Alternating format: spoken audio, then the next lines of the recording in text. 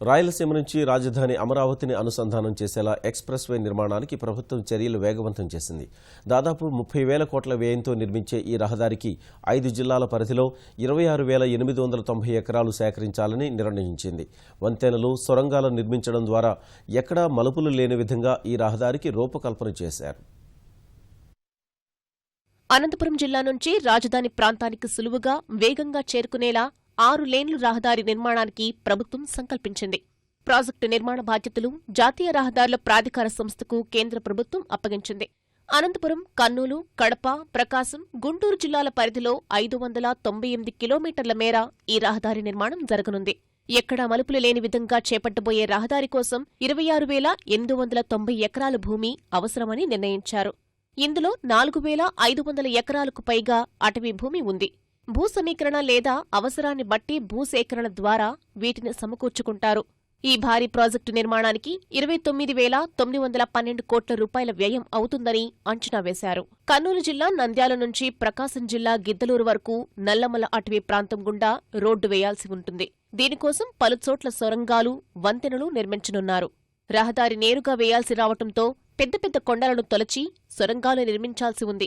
6 నెలల్లో భూసేకరణ ప్రక్రియ పూర్తి చేసి 2 ఏళ్లలో రహదారి నిర్మాణం పూర్తి చేయాలని ముఖ్యమంత్రి అధికారులకు నిర్దేశించారు.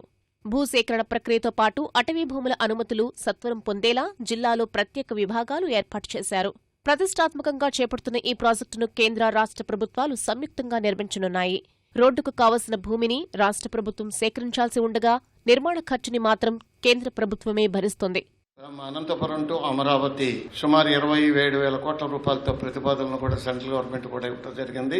ల్యాండ్ అక్విజిషన్ సంబంధించి ఆ కలెక్టర్స్తో ఒక మీటింగ్ కూడా ఏర్పాటు చేసి ఎటైతే ఏ జిల్లా నుంచి పాస్ అవుతున్నా 4 కలెక్టర్లను కూడా పిలిచి దానికి సంబంధించి సుమారు ఒక 2,000 కోట్ల రూపాయలు ల్యాండ్ అక్విజిషన్ అయ్యే అవకాశాలు ఉన్నాయి. ముఖ్యమంత్రి గారు దాని మీద కూడా స్పెషల్ ఫోకస్ పెట్టి ఇమీడియట్ గా ఎటువంటి పరిస్థితుల్లో కూడా 2.5 years ఆ రోడ్డు పూర్తి చేసి ఇవ్వాలని కూడా వారు ఆదేశించడం జరిగింది. మనం ల్యాండ్ ఎక్విజిషన్ మనం చేయగలిగితే రోడ్డు నిర్మాణానికి ఖర్చు మొత్తం ఒక ఆలోచన ఏంటంటే కొన్ని ఏరియాలో అక్కడక్కడ ఇండస్ట్రీస్ డెవలప్ చేయాలి, టౌన్షిప్లు తీసుకురావాలి, కొన్ని ఎడ్యుకేషన్ హబ్లు కానీ ఇండస్ట్రీస్ హబ్ కానీ అట్లా తీసుకురావాలని. అది ఎట్లా స్టార్ట్ చేస్తే వచ్చే మూమెంట్ని బట్టి.